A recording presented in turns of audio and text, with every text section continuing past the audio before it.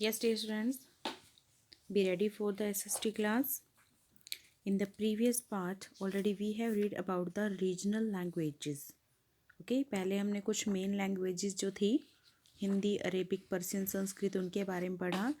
Then we have read about some regional यानी कि जो अलग अलग एरिया वाइज लैंग्वेजेस थी उनके बारे में पढ़ा.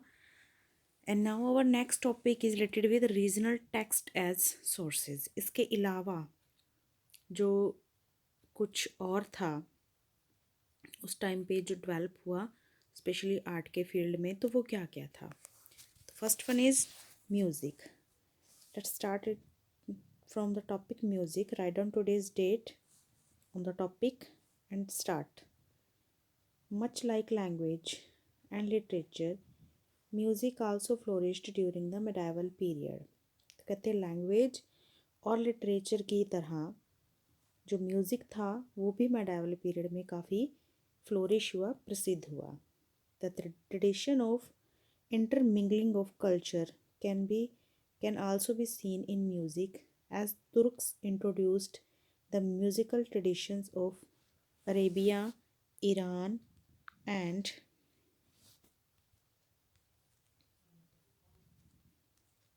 Central Asia into India. तो देखिए इन्होंने क्या कहा है. सबसे पहले कि उस टाइम पे एक ट्रेडिशन था यानी कि कल्चर के इंटरमिंगलिंग का मतलब होता है एक कल्चर का दूसरे में मिक्स होना. ठीक है, तो हम देख सकते हैं कि उस टाइम पर जो एक तरह से फॉर्म थी आर्ट्स की, लैंग्वेजेस में लैंग्वेजेस मिक्स हो रही थी, नया जो लिटरेचर बन रहा था. ठीक है, उसमें एक लिटरेचर की किताबों को दूसरे लैंग्वेज के लिटरेचर में लिखा जा रहा था. ऐसे ही जो म्यूज़िक था उसमें भी ये चीज़ देखने को मिली.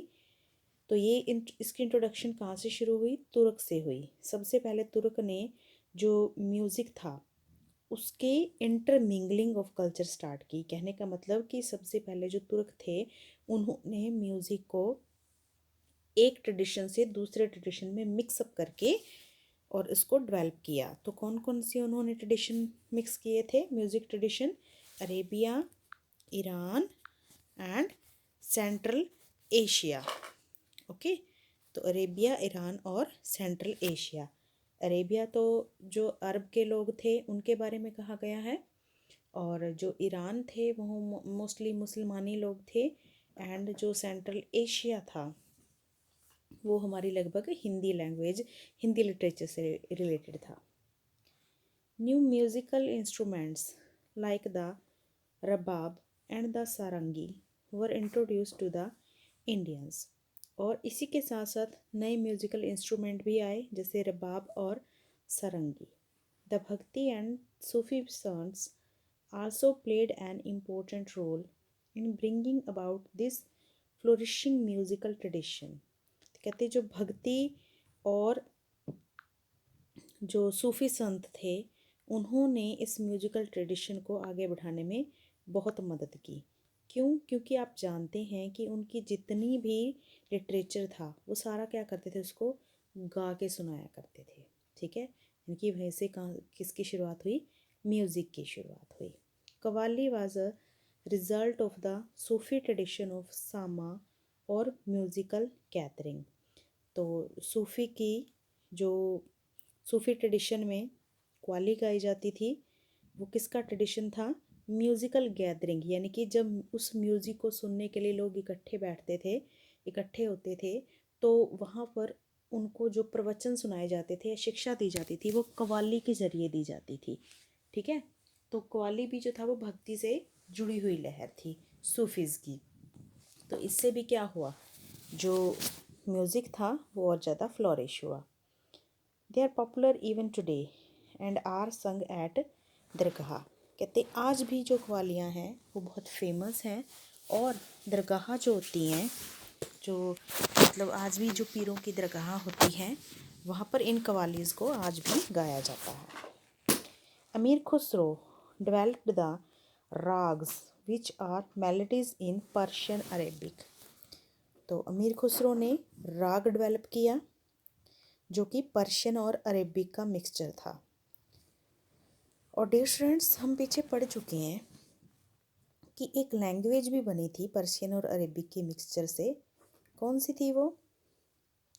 It was the Urdu language. Okay, तो आप समझ सकते हैं कि जो अमीर खुसरो ने जो राग गाए थे, जो राग डेवलप किए थे, वो कौन सी भाषा के थे? उर्दू भाषा के थे। ठीक है, या हम कह सकते हैं कि पर्शियन और अरेबिक के मिक्सचर थे। Music was also patronized by the ruler of the Delhi sultan and the Mughal empire. कहते तुर्क के बाद जो आगे दिल्ली सुल्तान और जो मुग़ल आए, उन्होंने भी जो म्यूज़िक था उसको बहुत पैट्रोनाइज किया, मतलब उसकी काफ़ी प्रसिद्धि की, उसे बहुत पसंद किया। Akbar was a pattern of Tansen. जो अकबर था वो तानसेन का बड़ा एक तरह से कह सकते हैं हम भक्त था, या तानसेन को बहुत ही पसंद करता था। A great classical singer who created many original ragas. तो कहते हैं तानसेन कौन था? तानसेन एक क्लासिकल सिंगर था जिसने बहुत सारे राग गाए थे, राग गाने की शुरुआत की थी। और इसके साथ साथ कुछ और जो इंस्ट्रूमेंट बजाए जाते हैं म्यूज़िक में, उनकी खोज भी तानसेन ने की थी। ठीक है, तो वो भी उसी की क्रिएचर थी। तो तानसेन का तो काफ़ी अच्छा रोल रहा है म्यूज़िक में। और वो किसके टाइम में हुआ है? तानसेन अकबर के टाइम में रहा है। और अकबर का एक 9 रत्नों में से, अकबर के पास जो 9 सबसे इंटेलिजेंट पर्सन थे, उन 9 में लोगों में से, 9 रत्नों में से तानसेन एक थे। चलिए हम आगे पढ़ते हैं। The dhrupad style of singing was popularised by Raja Man Singh of Gwalior. कहते उसके बाद जो ध्रुपद स्टाइल था सिंगिंग का, गाने का जो ध्रुपद स्टाइल था, वो राजा मान सिंह जो कि ग्वालियर के राजा हुए हैं, उनके द्वारा पॉपुलराइज हुआ। और वो कैसा स्टाइल होता है? जैसे मतलब कठपुतली को दिखाते हैं, कठपुतली का शो दिखाते हैं और एक उस वे में जो गाते हैं, तो ये उसको कहा गया है। आगे हम बात करते हैं। Tarana and dadra are new forms of music which emerged during Mohammad Shah's reason.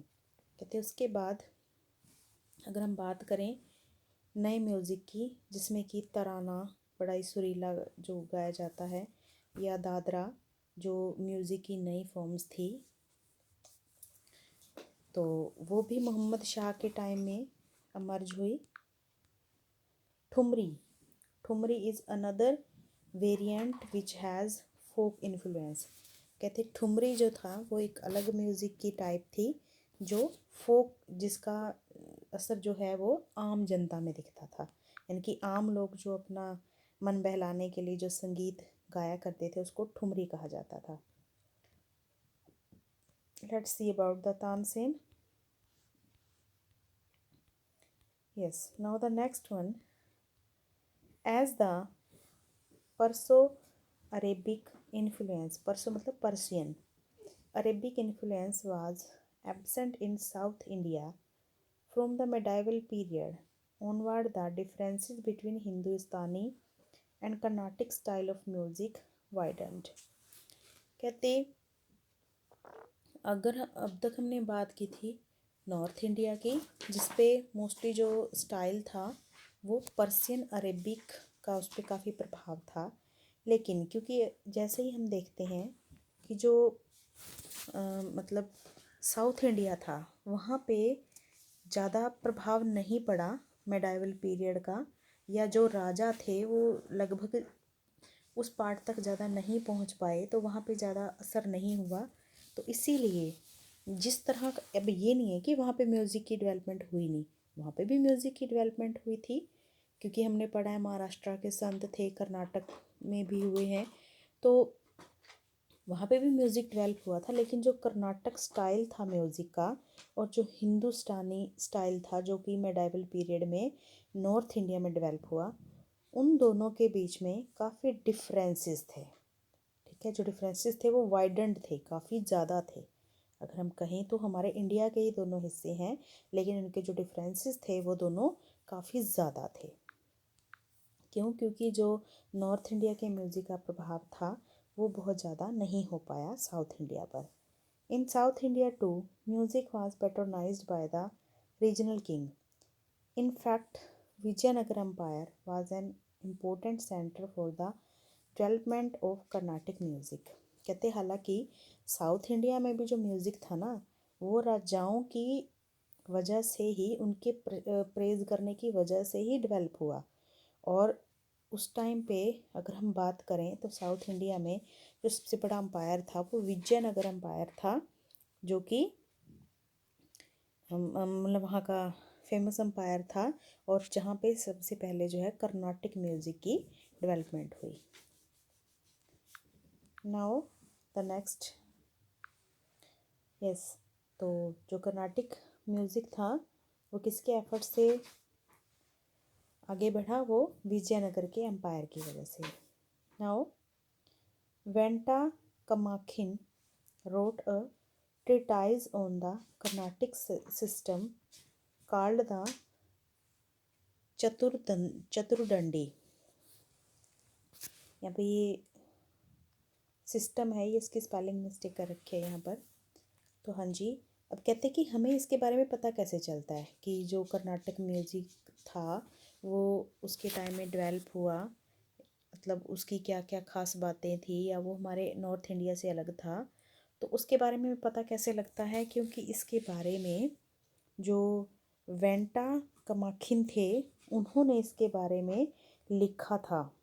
ठीक है, जो कर्नाटक स्टाइल था उसको उस टाइम पे चतुर्दंडी कहा जाता था, म्यूज़िक के स्टाइल को चतुर्दंडी कहा जाता था। और जो वेंटा कमाखिन थे उन्होंने जो अपनी मतलब लिटरेचर लिखा उसमें इस चतुर्दंडी नाम के म्यूज़िक का जिक्र किया था, जो कहाँ प्रसिद्ध था? कर्नाटक में था, और कर्नाटक के स्टाइल का था। चलिए अब हम बात करते हैं डांस की। Read it very carefully dear students, कि आपके मैक्सिमम जो क्वेश्चंस हैं वो इन्हीं पार्ट्स में से ही हैं, म्यूज़िक, डांस और पेंटिंग में से, तो आपको बहुत अच्छे से पढ़ना है इनको। Now the dance, many regional dance forms also evolved during the medieval period. तो कहते हैं मेडाइवल पीरियड में बहुत सारी कुछ रीजनल डांस भी आए।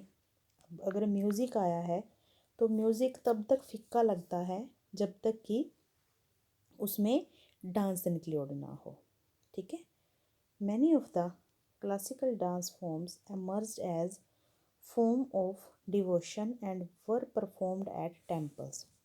कहते ज़्यादातर जो डांस डेवलप हुए, एमर्ज हुए, ठीक है, यानी कि डांस की जो कला थी उसकी शुरुआत जो हुई वो डिवोशन के रूप में, मतलब भक्ति के रूप में, एक डांस करने के रूप में हुई। और ज़्यादातर जो डांस थे वो मंदिरों में किए जाते थे। ऐसे खुलेआम जो डांस होते थे या स्टेज पर ऐसे नहीं किए जाते थे, या एंटरटेनमेंट के लिए कोई डांस नहीं होते थे। जो पहले स्टार्टिंग हुई इसकी भक्ति के नाम पे हुई। तो भक्ति में मतलब जैसे लोग सुनते सुनते साथ नाचने भी लग गए, है ना, और उसके बाद फिर धीरे धीरे मंदिरों में ऐसे नाचना भी शुरू हो गया। मैनी फोक डांसेस, फिर उसके बाद कौन से डेवलप हुए? फोक डांसेस, यानी कि लोक डांस। जैसे लोग सिंपल अपने ओकेजनली डांस करते हैं ना, आपने देखा होगा, मैरिजेस है या कोई भी ओकेज़न है तो उस पर डांस करते हैं। तो जो लोगों के अपने व्यवहारिक जीवन में डांस किए जाते हैं उनको फोक डांस कहते हैं। Many folk dance also developed which are still performed on this day. तो डियर स्टूडेंट्स, अब मैं आपको पहले ही बता चुकी हूँ कि जो लोकल लोगों द्वारा परफॉर्म किए जाते थे वो फोक डांस थे, वो भी डेवलप हुए, जो कि स्पेशल दिन पर, कोई मैरिज है, कोई फेस्टिवल है ना, कुछ या किसी का बर्थ है, तो कुछ भी इस तरह की जो एक्टिविटी होती थी स्पेशल डे पर ही वो किए जाते थे। Examples of folk dance include Bihu from Assam and Tippani from Gujarat. और अगर हम फोक डांस की कुछ एग्जाम्पल की बात करें तो असम का बिहू डांस उसके लिए फेमस है, और गुजरात का टिपानी डांस जो है वो फोक डांस के रूप में प्रसिद्ध है। On the various classical dance forms, Bharatanatyam which evolve in Tamil Nadu is the oldest. कहते कि अलग अलग जो डांस फॉर्म्स हैं, ठीक है, उनमें से जो भरतनाट्यम है जिसकी शुरुआत जो है वो तमिलनाडु में हुई, वो इन सबसे सबसे पुराने टाइम में डेवलप हुआ डांस है। या आप ये कह सकते हैं जितनी भी डांस फॉर्म आज हैं उनमें से सबसे पहले जो डांस फॉर्म डेवलप हुई थी वो भरतनाट्यम थी। ठीक है, सबसे पहली जो डांस की कला थी वो भरतनाट्यम थी, जिसका जन्म कहाँ हुआ? तमिलनाडु से हुआ था। The earliest form of this dance was performed in the Hindu temples by the temple dancers और देवदासीज। तो कहते कि सबसे पहले जो इस डांस की परफॉर्मेंस थी वो कहाँ से उसकी शुरुआत कहाँ हुई? उसकी शुरुआत हुई हिंदू टेम्पल्स में हुई। और उस हिंदू टेम्पल में ये डांस कौन किया करता था? टेम्पल के स्पेशल डांसर्स किया करते थे, जिनको देवदासी कहा जाता था। This is the scene of Bihu folk dance. Bihu कहाँ होता था? आसाम के अंदर। ओके, सो लेट्स सी।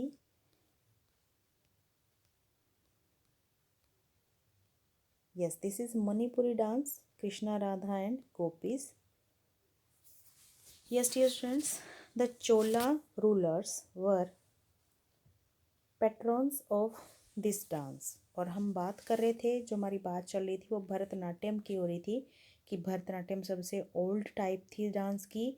और सबसे पहले ये कहाँ डेवलप हुई थी? तमिलनाडु में हुई थी। कहाँ कहाँ की जाती थी? हिंदू मंदिरों में की जाती थी, specially by the temple dancers और देवदासीज। और जो चोला रूलर्स थे वो इस डांस के बड़े ही प्रशंसक रहे हैं, इसके भक्त रहे हैं। It was only in the last century that this dance was allowed to be performed on stage for the public। कहते हैं कि सिर्फ अगर हम बात करें लास्ट सेंचुरी, ठीक है, जैसे कि अब चल रही है, कौन सी सेंचुरी है? अब जैसे कि ये 20th सेंचुरी चल रही थी, तो लगभग इससे पहले, ठीक है, 19th सेंचुरी के अंदर ही ये जो डांस था भरतनाट्यम, ये स्टेज पर परफॉर्म किए जाने लगा। उससे पहले इस डांस को स्टेज पर परफॉर्म नहीं किया जाता था, मतलब मन बहलाने के लिए नहीं परफॉर्म किया जाता था। उससे पहले इसको सिर्फ और सिर्फ मंदिरों में एक श्रद्धा स्वरूप किया जाता था और सिर्फ स्पेशल डांसर्स ही इसको करते थे। लेकिन अब जो है इसको एंटरटेनमेंट के लिए भी किया जाने लगा है। अब इसकी जो डांस फॉर्म्स हैं वो स्टेज पर भी होने लगी हैं पब्लिक के लिए। नेक्स्ट है Kathak. Kathak originated in the north India. जो कथक है वो कहाँ से पैदा हुआ डांस? वो नॉर्थ इंडिया से पैदा हुआ है। And its origin can be traced to kathakars और story tellers who were attached to temples. और कहते हैं नॉर्थ इंडिया में जो कथक किया जाता है, क्या माना जाता है उसके बारे में कि वो कैसे बना, वो डांस कैसे मतलब शुरू हुआ? कहते हैं उस डांस का जो जन्म है वो कथाकारों से माना जाता है। कथाकार होते हैं स्टोरी टेलर, मतलब कि अगर मान लीजिए अगर किसी को कहो कि भी रामायण की कहानी सुनाओ, तो वो जब कहानी सुनाने के साथ साथ उस पर एक्शन भी करे तो वो क्या हो गया? एक तरह का डांस हो गया। और उसको क्या कहा जाता है? कथक कहा जाता है, जिसमें कथा के साथ साथ डांस होता है। ठीक है, this dance tales a story with the help of music, steps and expression. आगे वही बात कि ये वो डांस है जो एक स्टोरी को बताता है, जिसमें म्यूज़िक भी चलता है, उस पर स्टेप भी होते हैं और एक्सप्रेशंस भी होते हैं। Though it was initially performed only in the temples, it was introduced in the Mughal courts later. कहते हालांकि ये जो डांस था इसकी शुरुआत कहाँ से हुई थी? मंदिरों में परफॉर्म करने से हुई थी। लेकिन बाद में जो मुग़ल बादशाह हुए हैं उन्होंने इस डांस को अपने जो उनका कोर्ट हुआ था या महल हुआ करता था वहाँ पे एंटरटेनमेंट के लिए भी करवाना शुरू कर दिया। A deep Mughal influence can this be seen on the costumes. इसीलिए जो कथाकार होते थे उनके डांस पर जो इन्फ्लुएंस दिखता है वो मुग़ल कॉस्ट्यूम का दिखता है, यानी कि मुग़लों के ज़माने का। जैसे सपोज़ करो कि अगर आपने देखा हो, शायद आपने अनारकली का नाम सुना होगा, ठीक है। वो क्या थी, एक डांसर थी। पहले वो लोग सिर्फ मंदिरों में डांस किया करते थे, लेकिन बाद में वो क्या करने लगे, राजाओं को खुश करने के लिए वहाँ भी डांस होना शुरू हो गया। तो लेकिन उनके जो कपड़े होते हैं, ठीक है, वो किस स्टाइल में होते हैं, वो मुसलमानी स्टाइल में होते हैं। जो गहने होते हैं, जो मुजरा वगैरह करते थे, तो उनका जो कॉस्ट्यूम होता था डांस का वो मतलब मुसलमानी होता था, क्योंकि उन पर मुग़लों का जो था वो काफ़ी इन्फ्लुएंस हुआ था। Jaipur, Banaras and Lucknow gharanas are the 3 schools of Kathak. तो कहते कि कथक जो डांस था वो काफ़ी अच्छे लेवल पर जो होता था, तो उसके लिए कौन कौन से घराने फेमस थे। घराने मतलब राज घराने की बात हो रही है यहाँ पे, ठीक है, कि कौन कौन से राजा थे, कहाँ कहाँ के राजा थे, जहाँ पे जो कथक था वो बहुत फेमस था। तो जयपुर में, बनारस और लखनऊ में। जयपुर जो है वो राजस्थान में है और बनारस और लखनऊ जो है वो उत्तर प्रदेश के एरिया हैं। Next, Kathakali. Kathakali is the classical dance form of Kerala which emerged during the late medieval period.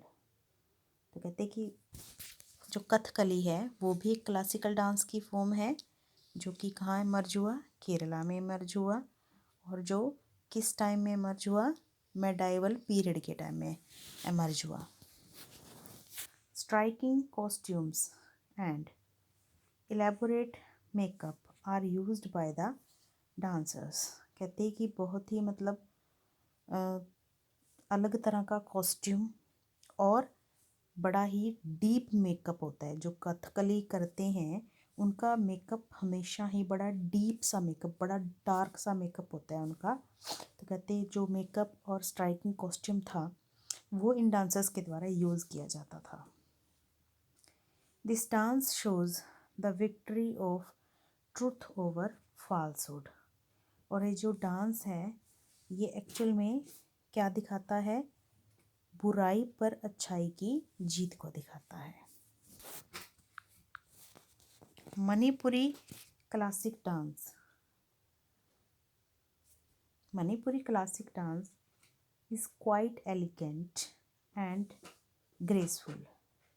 इसके अलावा कहते एक नई फॉर्म आई डांस की जिसको मणिपुरी क्लासिक डांस कहा जाता था, और वो भी काफ़ी डिफरेंट और बड़ी ही सुंदर हुआ करती थी। और आप ऊपर जो है एक उसकी एक झलक देख भी चुके हैं। It emerged in the north eastern state of Manipuri. अब अगर मणिपुरी डांस है तो कहाँ ओरिजिन हुआ है उसका, मणिपुर में हुआ है। लेकिन मणिपुर है कहाँ हमारे इंडिया में, अगर हम इंडिया के 4 जोन की बात करें तो लगभग यहाँ है वो नॉर्थ ईस्टर्न, ठीक है, जो बिल्कुल ये वाला हिस्सा है हमारे इंडिया का। यानी कि अगर हम डायरेक्शन की बात करें तो मेन यहाँ पे पड़ता है, वो नॉर्थ ईस्टर्न डायरेक्शन मानी जाती है ये। नेक्स्ट है the dance is based on the themes of Raslila. और ये डांस किस पर बेस्ड था, रासलीला पर। ऊपर आप इसकी एक झलक देख चुके हैं। और रासलीला किसके रिलेटेड होती है, श्री कृष्ण और गोपियों से रिलेटेड होती है। दस द डांसर्स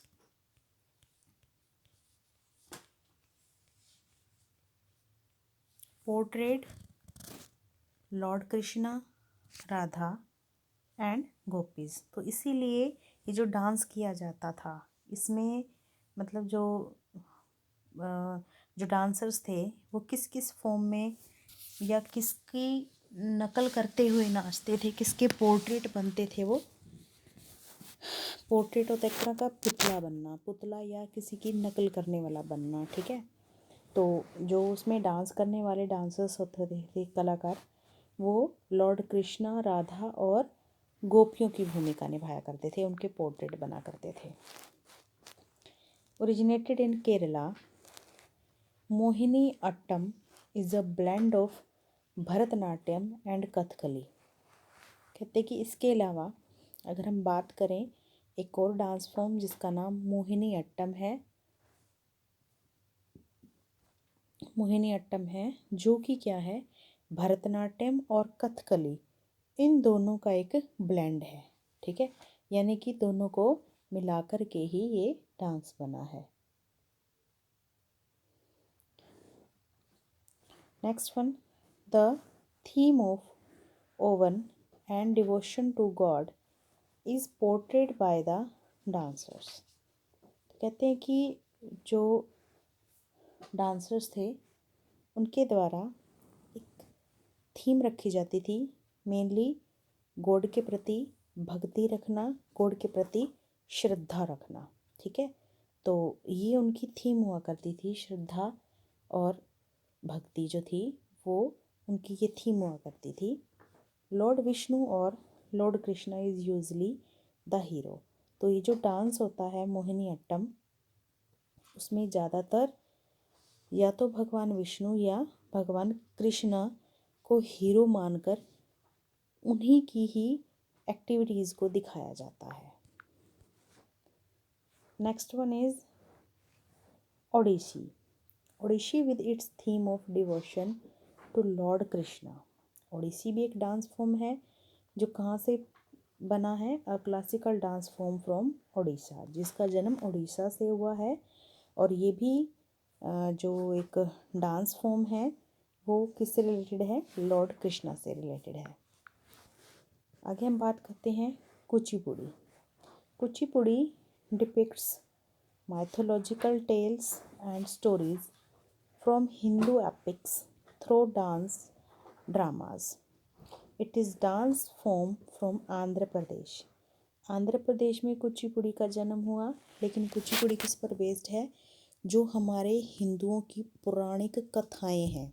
माइथोलॉजिकल टेल्स मतलब जो पुराणों के अंदर, जो पुराण होते हैं ना, पुराणों के अंदर जो पौराणिक कथाएं लिखी हुई हैं हमारी, ठीक है, या जो हमारे एपिक जैसे महाभारत और रामायण, वो हमारे दो महान एपिक हैं, ठीक है, या उनके ऊपर लिखी हुई, उनके अंदर जो लिखी हुई कहानियाँ हैं, उन कहानियों से मतलब उन कहानियों को डांस और डांस के अंदर ही ड्रामा करके उनको दिखाना, उसको हम कुचिपुड़ी डांस कहते हैं।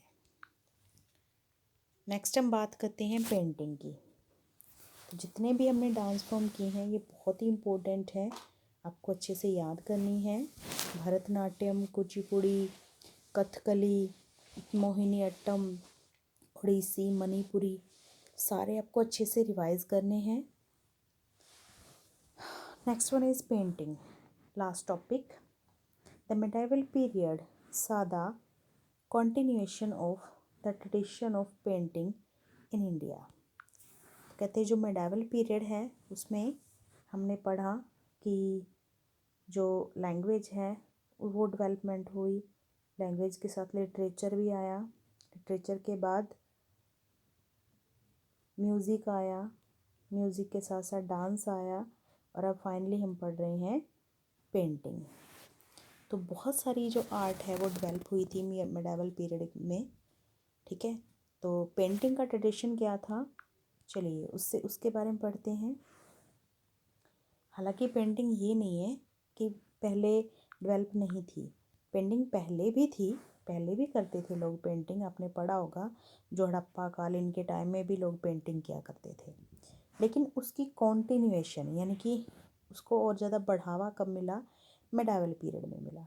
Many beautiful paintings from this period can still be seen in Ajanta caves in Maharashtra and the Brihadeeswara temple in present day Tamil Nadu. तो कहते हैं बहुत सारी जो ब्यूटीफुल पेंटिंग है इस टाइम की वो आप कहाँ देख सकते हैं? या तो महाराष्ट्र के अंदर अजंता केव्स में देख सकते हैं, या तमिलनाडु के अंदर बृहदेश्वरा टेम्पल है वहाँ भी देख सकते हैं। किसको? पेंटिंग को। मैंने illustrated palm leaf manuscripts were also produced during the 13th and 14th centuries। तो कहते हैं बहुत ही जो कहते हैं ना, जिस पे मतलब बहुत ही प्रसिद्ध, ठीक है, बहुत ही प्रसिद्ध पाम लीफ मैनुस्क्रिप्ट्स, जैसे कि जो पत्ते होते थे, पत्तों के ऊपर जब कुछ लिखा जाता था, ठीक है, तो उसको मैनुस्क्रिप्ट कहा जाता था। तो बहुत ही सुंदर रूप से सजे हुए अच्छे मैनुस्क्रिप्ट जो थे 13-14 सेंचुरी में, वो भी हमें मिले हैं, जो कि उस टाइम की बहुत ही अच्छी मतलब पेंटिंग को दिखाते हैं। The tradition of miniature painting developed during this period. और इसके अलावा मिनिएचर पेंटिंग यानी कि जो ये होते हैं ना जानवरों वगैरह पर, या जो एनवायरनमेंट के क्रिएचर्स होते हैं, जीव जंतु होते हैं ना, उनके ऊपर जो पेंटिंग बनाई जाती है उसको मिनिएचर पेंटिंग कहते हैं। तो वो भी इस टाइम में डेवलप हुई थी। These are small colourful painting created on paper और क्लॉथ। तो मिनिएचर पेंटिंग की क्या खास बात हुआ करती थी कि जो पेंटिंग थी ये पेपर पर या किसी कपड़े पर बनाई जाती थी, जबकि उससे पहले किस पे बनती थी? पाम लीफ पर बनती थी, या किसी हार्ड सरफेस स्टोन या किसी लकड़ी के टुकड़े उनके ऊपर बनाई जाती थी। लेकिन अब जो पेंटिंग थी उसका एक नई फॉर्म आई, मिनिएचर पेंटिंग, और वो कपड़े पर या पेपर पर बनने लगी। The Mughal rulers were great patterns of this form of painting and even now Mughal miniatures are famous world. कहते हैं मुगल इसको बहुत लाइक करते थे, इस तरह की पेंटिंग को, और आज भी जो मुगलों की वो मिनिएचर पेंटिंग है वो पूरे वर्ल्ड लेवल में फेमस है। Court scenes, battles, ceremonies etcetera were some of the themes painted. और कहते किन चीज़ों को पेंट किया जाता था, कौन से सीन हुआ करते थे? कहते या तो कोर्ट के सीन यानी कि राज दरबार के अंदर का कोई सीन, या युद्ध का कोई सीन, या जो सेरेमनी होती थी, समारोह वगैरह होते थे इनमें राजाओं के लिए, तो उन सब के सीन को थीम बना करके पेंटिंग की जाती थी, मतलब उन्हीं को डिपिक्ट किया जाता था। When Humayun returned to India, he had brought with him 2 Persian painters to illustrate manuscript for him। कहते जब हुमायूं एक बार इंडिया में, पहले बाबर के बाद हुमायूं का राज था, लेकिन उसके बाद जो शेरशाह सूरी थे उन्होंने इनको मतलब हरा दिया था, और ये जो थे छोड़कर अपना जो सब कुछ एरिया इंडिया को छोड़ के चले गए थे वापस काबुल अफ़गानिस्तान में। और फिर जब उसके बाद जब शेरशाह सूरी की डेथ हुई तो हुमायूं फिर वापस इंडिया लौट आया था। तो कहते जब हुमायूं वापस आया इंडिया में तो वो अपने साथ 2 पर्शियन पेंटर लेकर के आया था, ताकि वो उसके लिए बहुत अच्छे अच्छे 2 मैनुस्क्रिप्ट इलुस्ट्रेट कर सकें, बना सकें, ठीक है, उसकी पेंटिंग के। देवर मीर सैयद अली एंड अब्दुस सम्मद। तो वो 2 पेंटर कौन से थे? मीर सैयद अली और अब्दुस सम्मद थे। It was these 2 painters who founded the Mughal Imperial Studio, where many works of art were produced। तो उन्होंने कहा है कि इट वाज दीज 2 पेंटर्स, कहते यही 2 पेंटर थे जिन्होंने मुग़ल एम्पीरियल स्टूडियो फाउंड किया, ठीक है, यानी कि एक स्टूडियो बनाया कि वहाँ पे सिर्फ और सिर्फ जैसे राजा जाते थे एक पोज में खड़े हैं तो उसको देख के फिर उनकी फ़ोटो वैसी एज इट इज़ बनाई जाती थी, और फिर उन सभी फ़ोटोज़ को भी मतलब काफ़ी उसमें अच्छे से सेटअप करके रखा जाता था। तो सबसे पहले जो स्टूडियो बनाया वो इन दो लोगों ने बनाया, पर्सियन पेंटर्स ने, और जहाँ पर कि बहुत सारे आर्ट के जो वर्क थे वो प्रोड्यूस किए जाते थे। ठीक है, यानी कि बहुत सारे मुग़ल राजाओं की जहाँ पे पेंटिंग बनाई गई थी। अब हम बात करते हैं next Akbar. Akbar was a great pattern of art who employed both Hindu and Muslim artist in his court. Akbar भी बहुत ज़्यादा पसंद करता था आर्ट को, और इसी के लिए जो अकबर था उसने अपने राज्य में, अपने दरबार में, अपने कोर्ट में हिंदू और मुस्लिम दोनों तरह के आर्टिस्ट को नौकरियां दी, एम्प्लॉयड किया। This resulted in a rich composite style of Persian and Indian trends.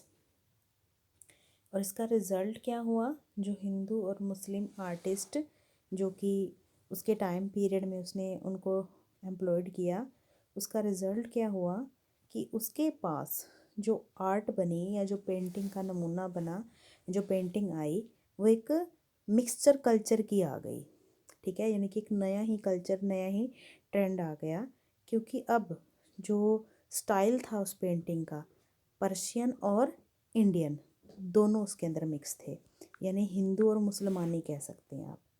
ठीक है, next one, he it was during his reign that the rounded three-dimensional effect of Indian painting replaced the flat effect of Persian style of painting। तो कहते हैं कि ये अकबर के time में ही हुआ कि जो इंडियन पेंटिंग थी पहले वो एक फ्लैट सरफेस पर पर्सियन स्टाइल से बनाई जाती थी, लेकिन अब जो थी वो 3 डायमेंशनल बनने लगी। ठीक है, जब इंडियन और पर्शियन दोनों के स्टाइल को मतलब मिक्स किया, तो अब जो पर्शियन स्टाइल की फ्लैट पेंटिंग थी उसने रिप्लेस कर दिया। किसको रिप्लेस कर दिया, जो पर्शियन स्टाइल था उसको रिप्लेस करके उसकी जगह पर क्या आ गई थी, 3 dimensional rounded 3 dimensional Indian painting आ गई थी। वर्क्स लाइक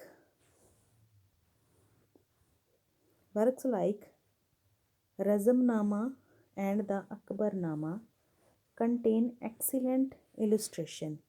और इस बात की व्याख्या या इसका इलस्ट्रेशन जो है वो रज़मनामा और अकबरनामा, जो 2 किताबें लिखी गई थी उस टाइम पे, उन किताबों में इसका बहुत अच्छा जिक्र मिलता है। Important painters of the time include Daswanth and Mansur. तो कहते अकबर के टाइम के जो इम्पोर्टेंट पेंटर थे वो कौन कौन थे, दशवंत और मानसूर थे।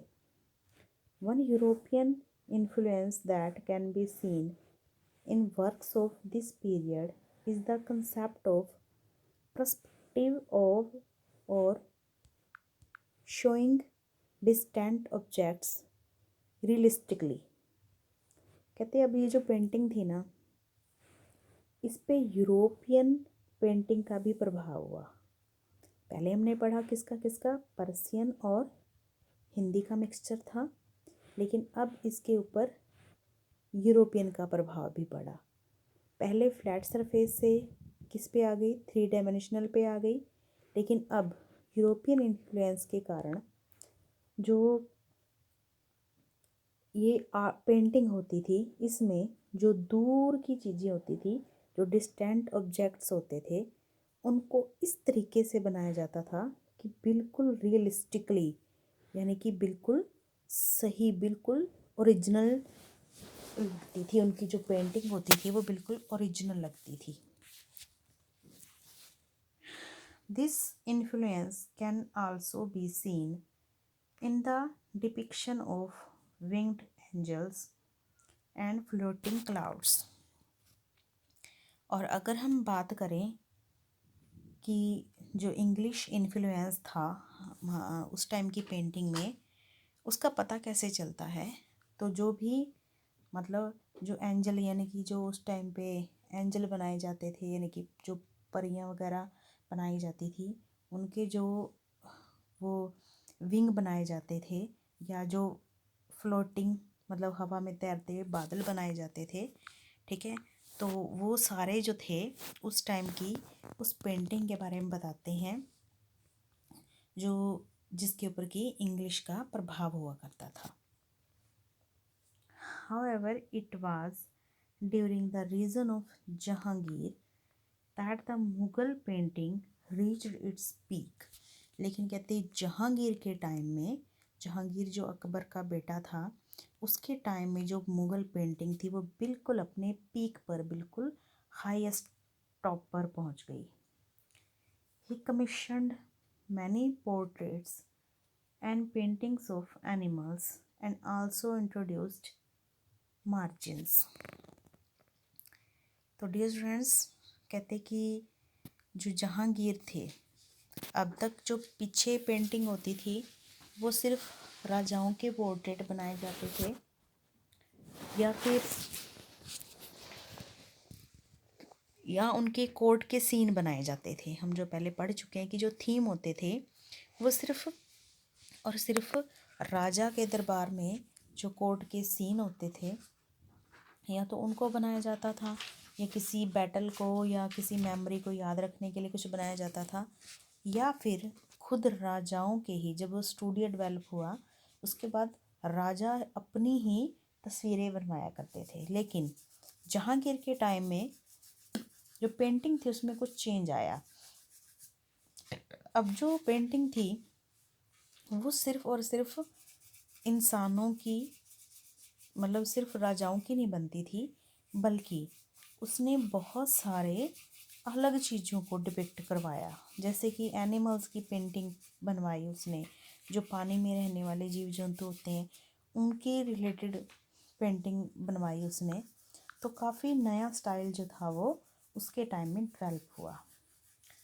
These large margins were decorated with beautiful motifs and flowers। और हाँ, ये जो पेंटिंग बनाई जाती थी उनको काफ़ी अच्छे फ्लावर या डिज़ाइन बनाकर डेकोरेट भी किया जाता था। Shahjahan was quite lavish and he introduced the use of gold pigments in painting। कहते शाहजहाँ और भी ज़्यादा इसका मतलब प्रिय था पेंटिंग का, और उसने अब जो पेंटिंग होती थी उसमें कहते हैं ना वो गोल्डन कलर करना, उस पर मतलब बिल्कुल गोल्ड पिगमेंट को मिक्स करवा के और इस तरीके से पेंटिंग करवाया करते थे। Aurangzeb was not a big pattern of art and culture. तो कहते जो ये अकबरनामा पेंटिंग का एक सीन दिखाया गया है यहाँ पर। हाँ जी, हम पढ़ रहे थे औरंगजेब के बारे में कि अकबर जो औरंगजेब था वो बहुत अच्छा प्रशंसक नहीं था आर्ट का। He was not a good pattern of art and culture and that's the tradition of Mughal painting declined from his reign onward. कहते क्योंकि वो ज़्यादा लाइक नहीं करता था आर्ट कल्चर या एक मुजरा वगैरह जो होता था, डांस फॉर्म्स वगैरह, उन चीज़ों को लाइक नहीं किया करता था। इसीलिए उस टाइम पर जो पेंटिंग का ट्रेडिशन था, मुग़ल पेंटिंग का ट्रेडिशन, उसके टाइम में डेक्लाइन हो गया, मतलब वो उसका जो स्तर था वो नीचे गिर गया, या बहुत अच्छी फेमस नहीं हो पाई art. This led to the emergence of many regional kingdoms as center of painting। तो डियर स्टूडेंट्स, अब जो मेन राजा हुआ करता था जब उसका इंटरेस्ट नहीं रहा तो जो आर्टिस्ट थे वो तो अपना काम करते ही थे। जो आर्टिस्ट थे वो तो हालांकि अपना काम करते ही थे, तो अब उनको जो था वर्क किन्होंने दिया? जो दूसरे लोकल राजा हुआ करते थे, यानी कि जो छोटे, हर एक जैसे एक छोटे पर्टिकुलर एरिया का एक छोटा सा राजा हुआ करता था, तो जो रीजनल किंगडम थे उन उनका एमरजेंस हुआ कि अब वो क्या बन गए थे, पेंटिंग के अच्छे सेंटर बन गए थे। ड्यूरिंग द प्री सल्तनत period the Rajasthani school flourished in India and it was later revived in many Rajput kingdoms such as Mewar, Bundi and Kishangarh. तो डियर स्टूडेंट्स, प्री सल्तनत पीरियड यानी कि जो दिल्ली में बहुत सारे जो राजा हुए थे उनको सल्तनत पीरियड में काउंट किया जाता है। जैसे तुगलक आए, ठीक है, और जैसे इल्तुतमिश, रजिया सुल्ताना, ये लोग भी आए, तो काफ़ी मतलब इस तरह के बीच में राजा हुए थे जिन्होंने रूल किया था दिल्ली पर, तो उनको सल्तनत कहा जाता था। कहते सल्तनत पीरियड से भी पहले की बात हो रही है। कहते तब इंडिया में एक Rajasthani school of painting flourish हुआ था, जिसकी वजह से बहुत सारे राजपूत किंगडम जो थे वो मतलब उनके बारे में जिनके पता लगता है, जैसे कि मेवाड़ में राजा हुए, बूंदी में हुए, किशनगढ़ में हुए, तो उन राजाओं का जिक्र मिलता है। किसके जरिए? राजस्थान स्कूल जो था पेंटिंग का, उसमें उनकी पेंटिंग मिली है। Mewar and Bundi had a great Mughal influence but Kishangarh dealt with the theme of love between Radha and Krishna. कहते जो मेवाड़ और बूंदी के अंदर जो पेंटिंग है उस पर तो मुगलों का काफ़ी प्रभाव था, मतलब लगभग मुगल स्टाइल की पेंटिंग थी वहाँ पे। लेकिन जो किशनगढ़ है वहाँ पे कैसी पेंटिंग मिलती है? वहाँ पे सिर्फ राधा और कृष्ण की मतलब प्रेम कहानियों से संबंधित पेंटिंग मिलती है। तो ये था डियर स्टूडेंट्स इस लेसन के बारे में। Now it has been completed almost. It's time to do the question answer of this lesson.